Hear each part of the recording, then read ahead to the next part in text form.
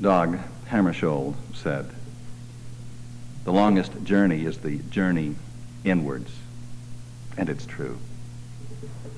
That journey that we take to discover ourselves, to find out who and what we are, to become masters of life. Often, our lives have been defined in poems and writings as a journey that we take here upon the earth. A journey.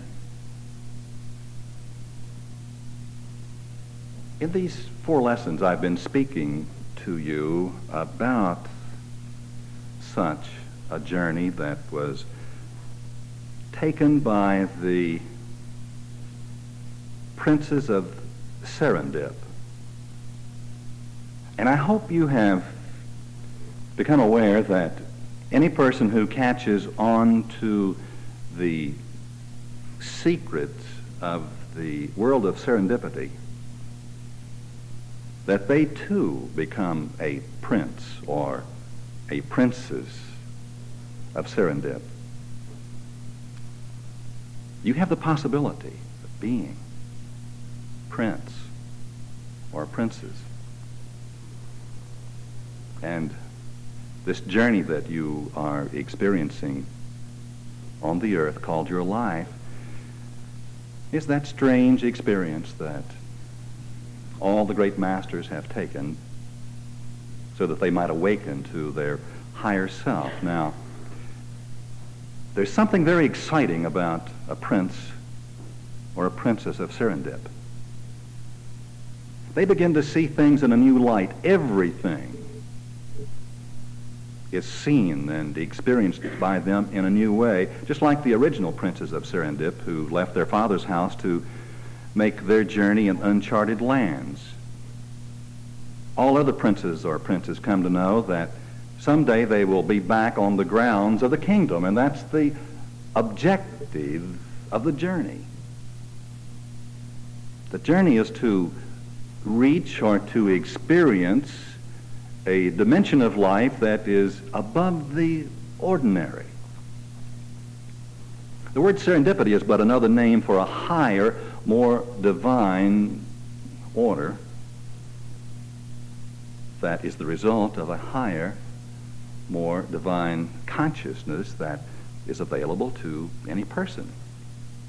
Now, one of the secrets of the princes is that in all of their journeying, they never forget who and what they are. They carry the kingdom's secret with them. Ordinary people never remember who they are.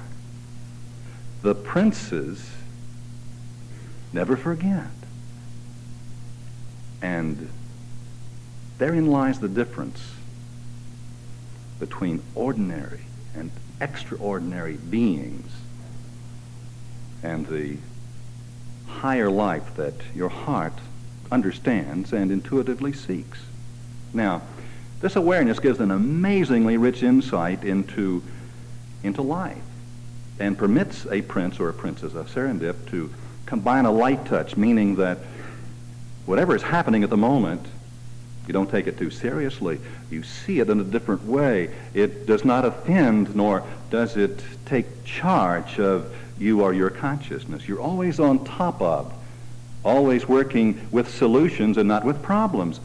Even though you have a solid perspective, you are aware that life has its difficulties. But you also know that for every difficulty there is a perfect solution. And you know that everything that is happening for your good. Princes know that all things are working together for their good. Ordinary people believe that everything is working together for their disfavor. Now take the matter of so-called miracles. Often in their traveling, the princes were beset by excited people who claimed they had encountered a supernatural happening.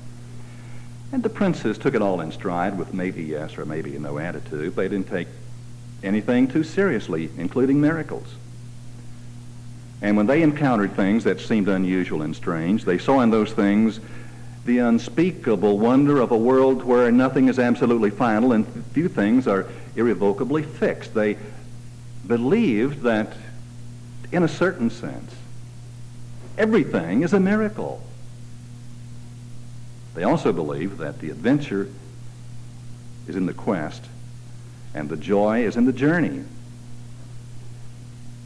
And this is true for all of us, for each one of us. Now, do you believe in miracles? Do you really? I don't mean do you believe that miracles happened a long time ago in another place caused by some exalted being, but do you believe in miracles in your life now? Answer the question carefully, and your answer will tell you whether you have started to become a prince or a princess of Serendip, because they do. They do. But a prince or a princess of Serendip says that miracles are where you find them, but they have another insight. They say miracles are where you create them.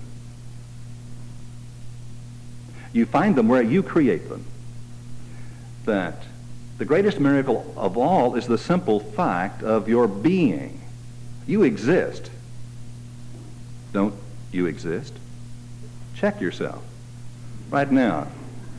Pinch your arm. Do you exist? Can you feel that? Can you hear me? Then you exist. Now, in the next 100 million years, you will not find one miracle greater than the fact that you exist. And out of that miracle can flow a series, a stream of unbelievable events that will be absolutely miraculous and yet not strange, not even incredible. Everything that happens is credible, but I'll get to that in a few minutes. The three princes of Serendip traveled always looking for the unexpected. They expected the unexpected. Normal people don't. Everything surprises a normal person. Everything delighted the princes. And they were tantalized by spontaneous happenings which they realized were part of the natural order of things, the miraculous order of things, that they knew that everywhere they went, something had to happen. Do you believe that everywhere you go, something strange, exciting is going to happen? Do you believe that? If you're a prince or a princess, you know that it must happen. You don't know what it is, but you know it's going to happen. And that's a miracle. Now, one evening when the princes stopped at an inn at the edge of the village of Canaan in the land of Ephraim, when they checked in, the innkeeper sighed and said, "How I envy you your opportunity to travel. How I would like to see the Acropolis in Athens and the Agora, which was the center of the old city, and the prison where Socrates drank the hemlock. It really was a cave, you know. How I long to gaze on the pyramids of Egypt, particularly Cheops, which is 450 feet high, and Saqqara, oldest pyramid in the world. What wouldn't I give to walk the Alcazar of the Moorish kings at Granada, the original of which was built of red stone and red and white intermingling?" He talked this way at great length, mentioning historic scenes and giving such minute details about each of these places. And finally the princes said, "How is it you lament your lack of travel, yet you speak of these places with greater knowledge than people who have been there?" "Oh," moaned the innkeeper, "I travel only vicariously by way of travelers who stop here as guests. I travel by things I hear and things I read." "Be grateful for that," said the princes. "Mind is the best of all travelers." Mind is the best of all travelers. Now that seems to me to be an excellent observation, this bit of princely advice. By all means, let your mind take a trip, many trips. One day, a number of years ago, after I became a prince, surely I did not look like one, and there were those who do not suspect it yet.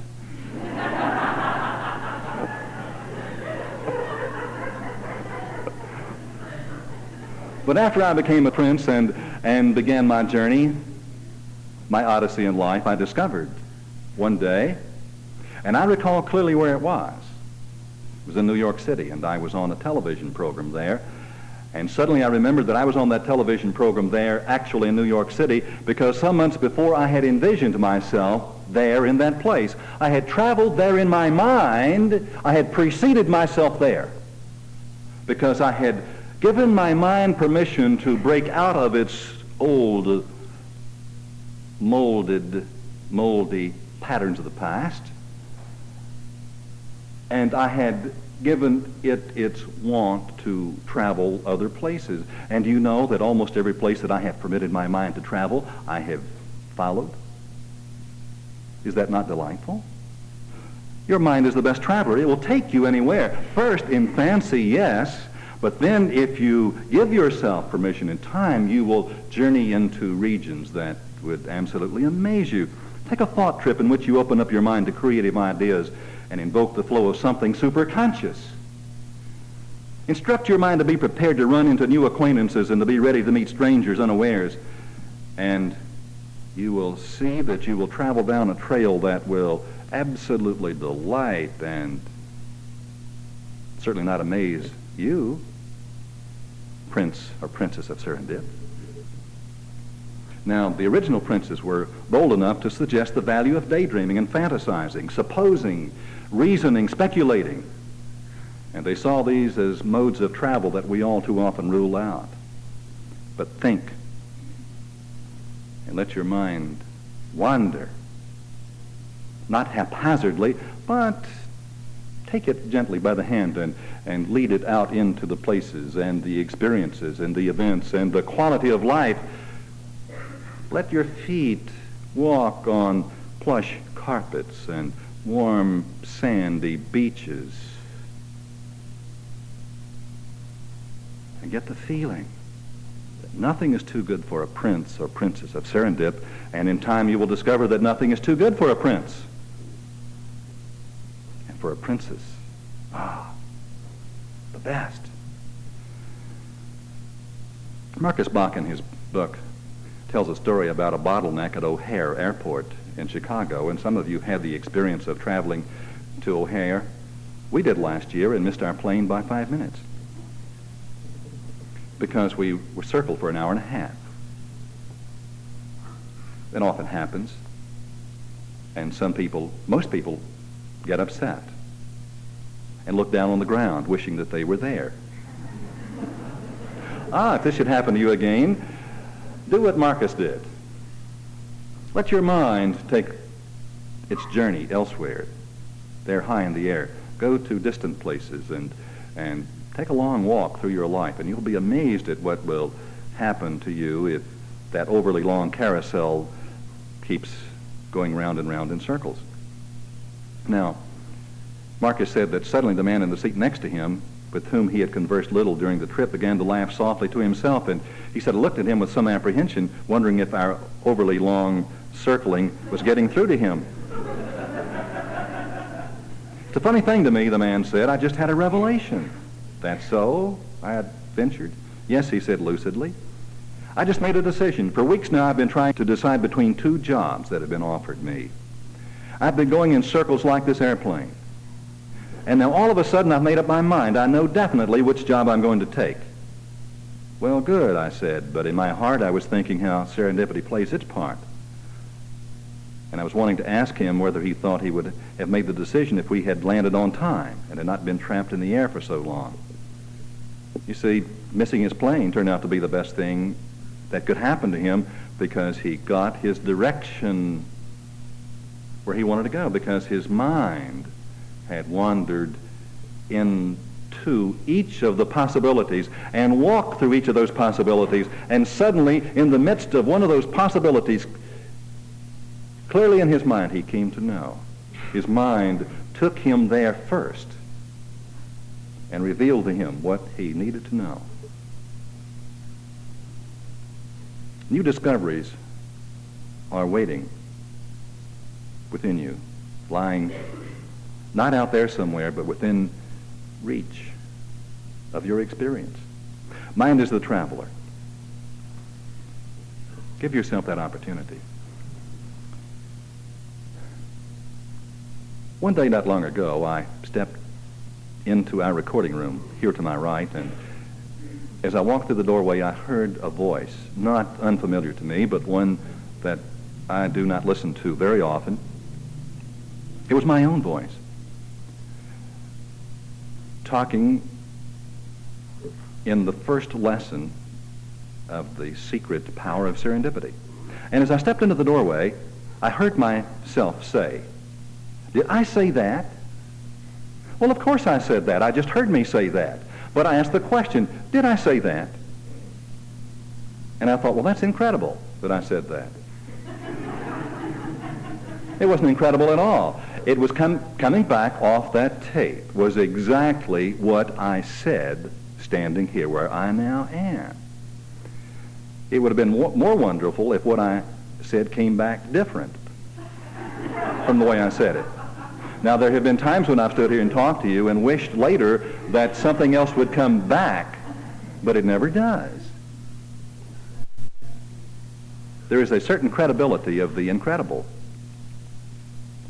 It would be amazing, really, if we made a tape of a rock and roll tune and when we played it, we got a Bach sonata. You would really be surprised. You'd say, man, that is incredible if that happened. Suppose you planted an acorn and an apple tree grew. You'd say incredible. And it would be true. It would be unbelievable if it then happened. Or take the matter of cosmic affairs, how the planets just seem to hang out there in outer space. And do you know that at this very moment, science knows with precise pinpoint accuracy when eclipse of the sun and moon will take place 4 and 5 and 6 and 10,000 years hence to the second. Is that incredible? Absolutely not. It's credible. It's not incredible at all. It's the way things work. If the sun does not come up in the morning, then you can say, that's incredible.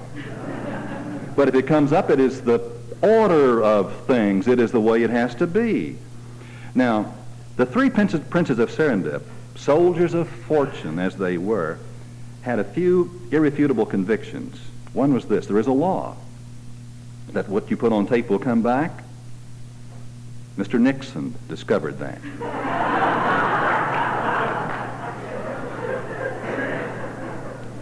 What you sow, you will reap. The forces of nature which seemed incredible would be truly incredible if they ever ceased to demonstrate their credibility. The princes were frequently asked to tell fortunes, and they were requested to counsel people. And always before they did, they held a conference. They got their heads together. Let's figure this out on the basis of credibility, they would say. For example, one day a lady came to them and said, "Will I be lucky in love?" And the princes put their heads together and huddled. And one of their secrets was that they had an uncanny capacity to see the record of life of everyone who came to them. They had a mental filing system. You've had this experience yourself, haven't you? There have been flashes of insight when you've known you've had access to information that you did not have access to. Well, princes of Serendip, that's what we are. Functioning in our higher consciousness, can see and know and comprehend, and so they did. And when they processed the information on this woman client who wanted to know if she would be lucky in love, they realized that for 20 years, she was now 39 years of age, she'd been saying to herself, I am unlucky in love. I am lucky in everything else, but I'm unlucky in love. And so they turned to her and said, sorry, but we see no change in your destiny. Incredible, said the woman. Credible, said the princes. Plausible, reliable, believable. What you believe comes back to you. That's credible. It's not incredible. Now, if what you want is not happening to you, That's credible. If you understand the law. You see, serendipity says that God foreknows, but he does not foreordain. There are people who want to know, is life so planned or rigged that everything that's going to happen to me has already been worked out? Well, the answer is yes and no. God knows how God's creation is going to act under certain circumstances. And if you'll take a good look at yourself, you will also understand how you have been acting and thinking and feeling under certain circumstances. The same insight that the princess had into the experience of the woman, any one of us can have into our own minds if we will but look. And suddenly, we can see that if what we want to happen is not happening, that's perfectly credible. But we can also know that if we fulfill the conditions for what is going to happen, that we wish to happen, then in an incredible way, the credible will take place. Did you follow me when I said that? Listen to the tape and you will. Now, princes and the princes of Serendip are fate makers. I love fate makers. I spent the early part of my life letting everything in life determine my fate. Everybody around me was a fate maker for me, and I kept looking for someone to come and save me. Now, there's no one else here that's ever had that experience at all. I wanted her or him or them, preferably them, to work it out for me, but they never did. And I would see certain people that I would envy. They got the breaks. I had to struggle for what I got, but they got the breaks. They were on top of things, and I let things get me down. I felt at the mercy of chance and controlled by circumstances, and somehow these fate makers were exempt from the laws of life. It was disgusting. But it wasn't disgusting at all. It was credible. I was the incredible one for not understanding what was happening to those very credible people. Now, people like the fate makers were those that the princes of Serendip had in mind when they said, the most important person you can meet on the Serendipity road is you. I want you to think of that. You've been looking for someone else? You never find them until you find you. Think how often you wish to meet someone that would help you get the break or lift the load or turn the trick or score the point or get you over the hump, looking for a fate maker. Stop looking for a fate maker. Become one. But in order to become one, the princes say you must meet yourself. Let me give you an example. Last week in Florida, in a strange hotel, checking in, the room clerk told me that the elevators were down the corridor and to the left. And so I picked up a bag, and 2 bags as a matter of fact, and started walking down the corridor looking for the place to turn left. And as I walked down the corridor, I saw a man, a tall man, walking toward me, carrying 2 bags, just like I was carrying. And as I looked at him, I thought, a rather distinguished looking person.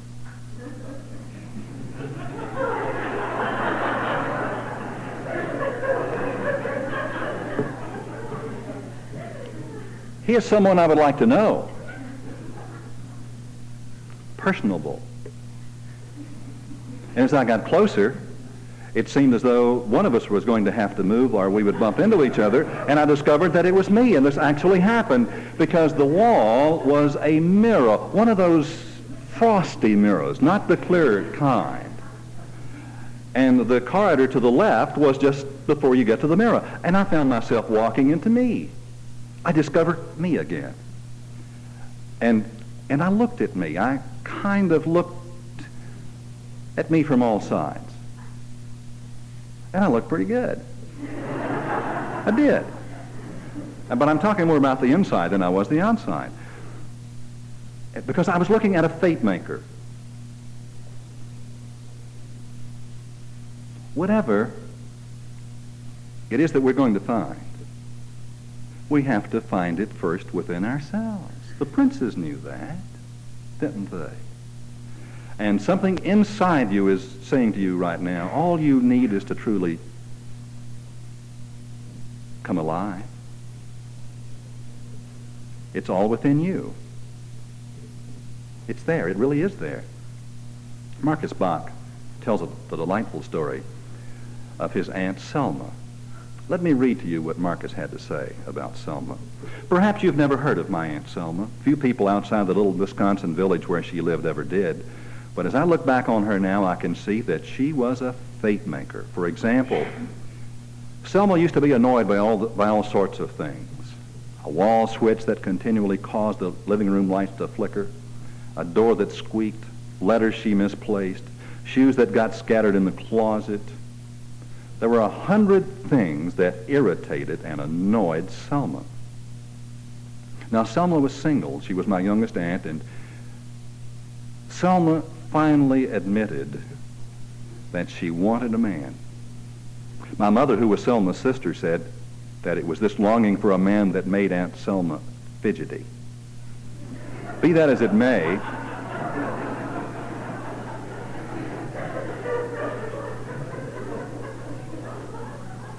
one day, for no apparent reason, Selma turned to fate-making.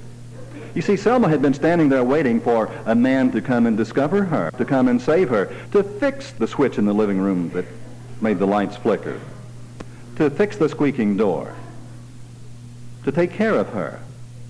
And so one day, don't ask me why, it could have been an act of desperation or self-assertion or sudden awakening, or maybe she read something in the Ladies' Home Journal. At any rate, Aunt Selma went downtown and came back with a can of oil for the squeaky door, a letter file for her mail, a shoe rack for the closet, and an electrician to fix the switch. In one afternoon, she cleared up those annoyances and stopped being annoyed forever. And then she set about correcting others' things inside herself. She became a faith maker. Now, by the same mysterious transition, Aunt Selma began to dress up instead of dressing down. She was really quite pretty, but she used to say, when God gave out good looks, I wasn't around. Now, evidently, she now thought she would begin to work with what God had given her and go on from there. And one day, an amazing thing happened. She came home to announce to our family that the electrician who had come to fix the switch had asked her to marry him. And she accepted. He was a bachelor who was considered quite a catch around town, and they got married and lived happily ever after. And my mother often wondered about those living room lights that flickered and the switch that had always needed fixing. But I knew what changed Aunt Selma's life. She became a faith maker. There aren't very many faith makers around. Most people stand around being irritated by things that flicker, and their lives flicker dimly. You want something in your life? Fulfill the conditions, and it will be there, as if by magic.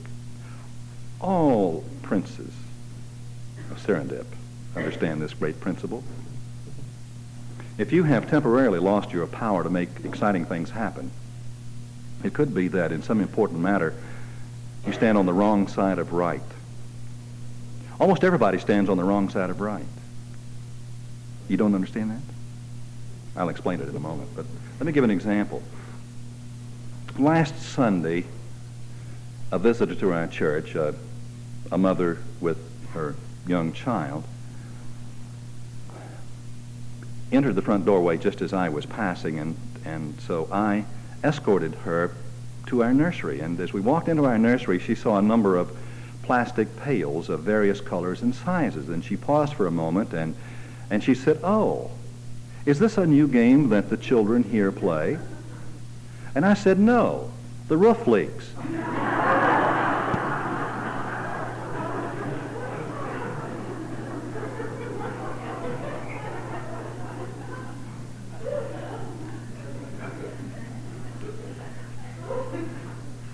Bach tells a similar story in his book about the time that he was in Philadelphia visiting a friend, and the friend took him to see a famous synagogue. And on this midweek morning, a damp and dreary day, they approached the building, and he and his friend agreed that architecturally the synagogue certainly justified its name, Mount Sinai, because through the fog it was spectacular. It looked like a huge mountain rising above the fog. And he said inside they were welcomed, and Frank Lloyd Wright had done his talented best to create that great building. They were welcomed by the rabbi, who was happy to show them around, and they noticed a number of plastic buckets, different places in the sanctuary, and Marcus Bach, who is highly informed about these matters, but certainly thought that that was a strange way to conduct a Jewish holy day, asked the rabbi what holy day they were about to observe, and he said, "Holy day, my foot, the roof leaks." And he went on to explain that the complex symmetry of the top of that strange building had presented a problem, and they'd spent thousands and thousands of dollars, but it had still leaked, and finally they had complained to Mr. Wright personally about the annoyance that continually plagued them. And this eccentric but great architect thought for a few moments, and he said impatiently, "Who complains about a little water on Mount Sinai?"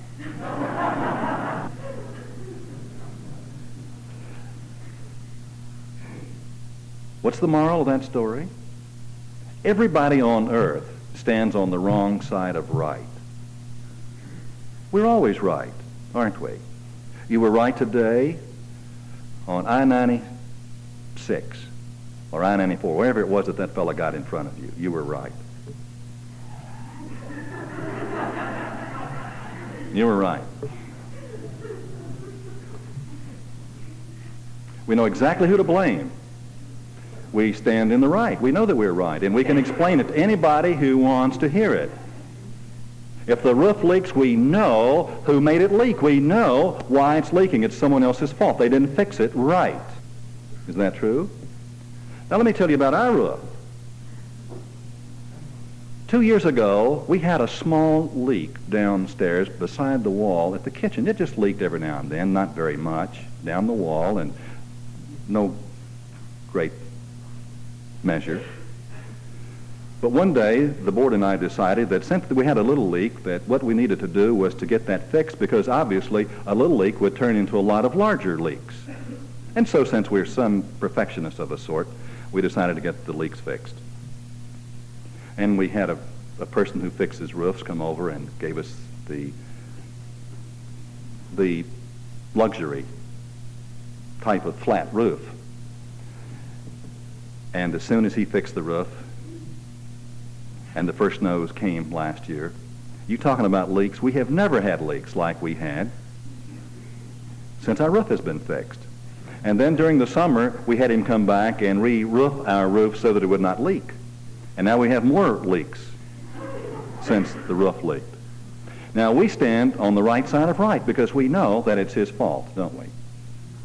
Except, wait a moment. A prince or princess of Serendip does not find fault. A prince or princess of Serendip uses absolutely no energy blaming anyone. It won't keep the roof from leaking, will it? Well, get out your little multicolored pails and put them under the leak, and in time the snow will go away, and you can have them come and roof the roof that's been roofed, and probably it will stop leaking. But if it doesn't, whose fault is it? Doesn't matter, does it?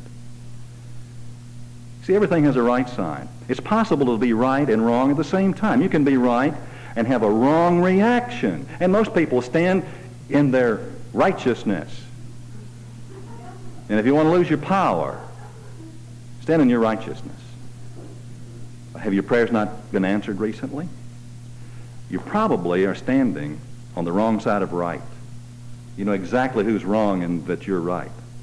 Remember when the master teacher said, if you have aught against any person, go to that person and get it fixed? Didn't say fix the roof. Fix the reaction.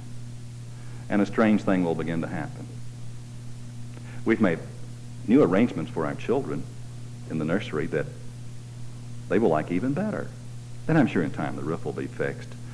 But the assignment is to see beyond so much that seems unfair, unjust, and deceptive in the world. There's so many things that aren't fair. You know that, don't you? Don't draw yourself up in your self-righteousness. Princes of Serendip never do. How could we grow without these things? You grow through adversity no less than through the pleasantries of life. And you grow as you learn to see yourself from all sides with an eye that is single, an inner eye. Joaquin Miller wrote, "In men whom men condemn as ill, I find so much of goodness still. In men whom men pronounce divine, I find so much of sin and blot, I dare not draw a line between the two where God has not."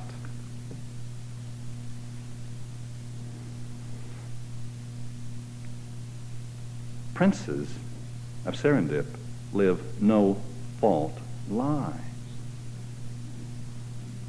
It doesn't make any difference whose fault it was. Let's find the solution. Jesus said, "Agree with thine adversary," quickly, and suddenly you don't have an adversary, and suddenly there is an increase of power and of wisdom and of insight.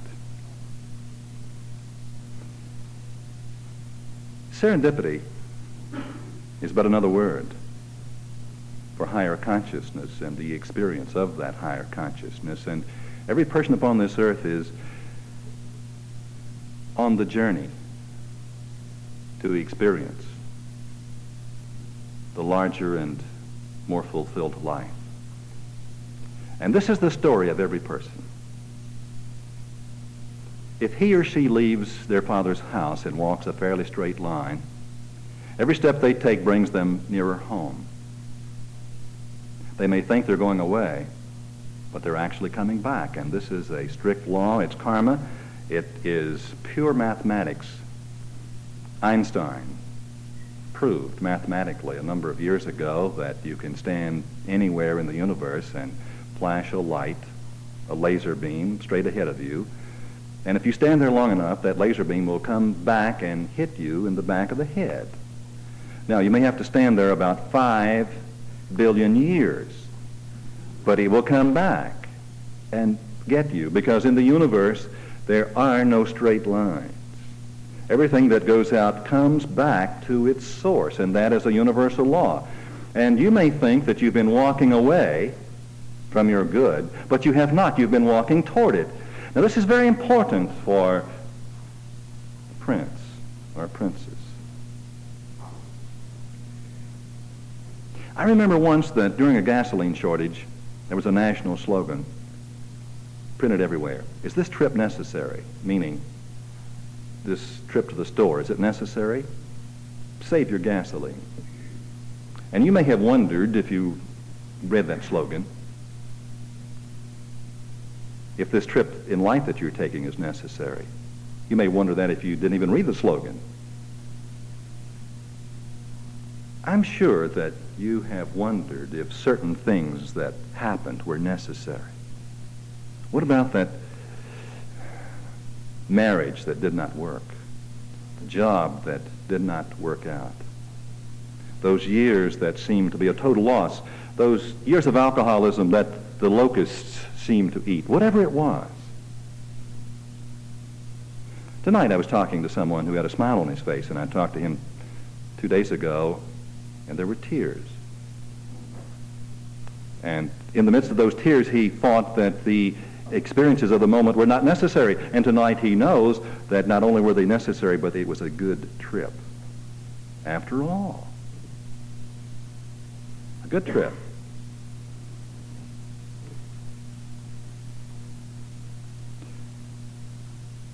In closing our time together, let's close with the ending of the story of the original princes.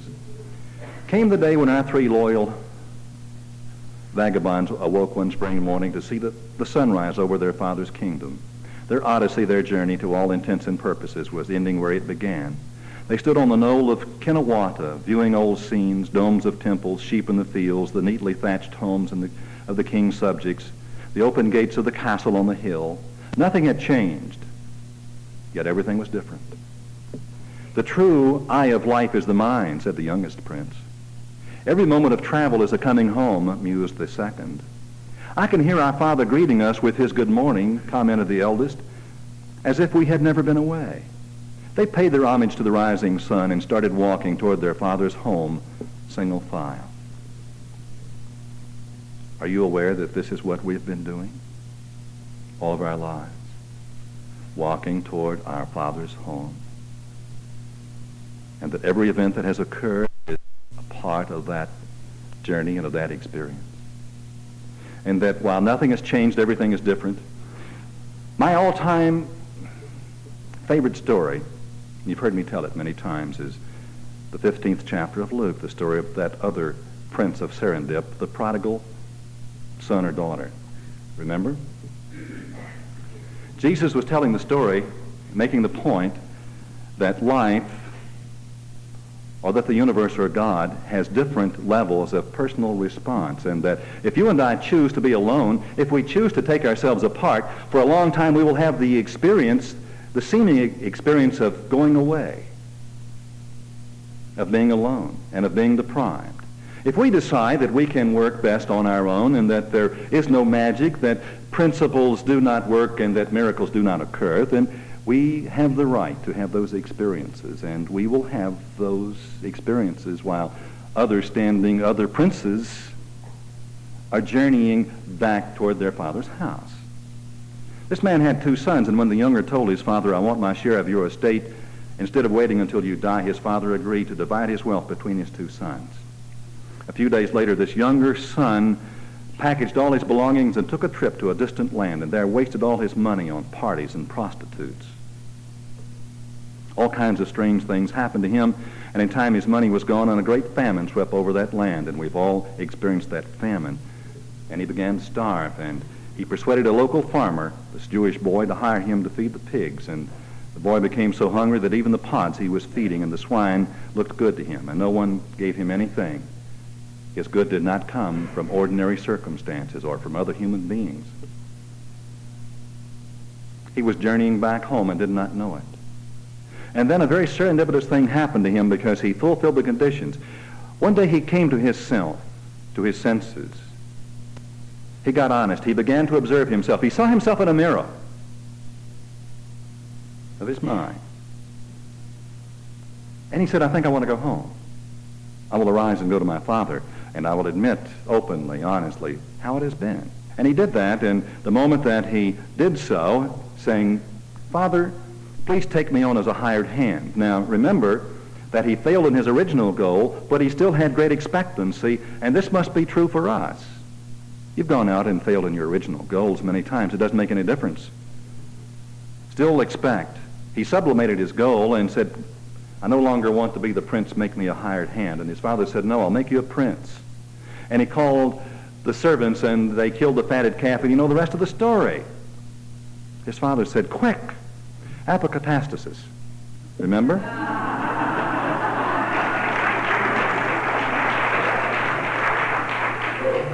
The magic word, because he fulfilled the conditions. Now listen to the rest of the princes.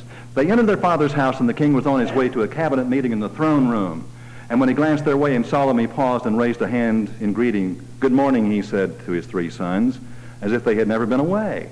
"Father," said the youngest, "I think you should know that we went away because we knew that it would be difficult for you to decide which one of us should rule the kingdom after you were gone, and we thought we would make it easy for you." "There's more to it than that," added the second prince. "We thought that somewhere along our journey we would find the final answer, but we didn't. The final answer was our goal, Father, and since we failed to find it, I am wondering now whether you have any idea how and where it can be found."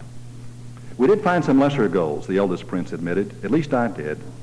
By a strange discovery, it occurred to me that you will never be appointing any one of us as your successor, because since you always were, you always will be. Nor did we ever actually leave the kingdom, because your kingdom is everywhere. And finally, how can we take your place, since without us you would not be?" With this, the princes looked at one another as if in a moment of understanding, and when they turned to look at their father, he was not there. But in the throne room there were sounds like voices, and a light brighter than the light of morning streamed through the open doors and covered them, and it was strangely, deeply, silently, beautifully quiet. And dawning over the world, there was laughter and joy, and all was well. And that's the way it really is with you. All is well. God bless you.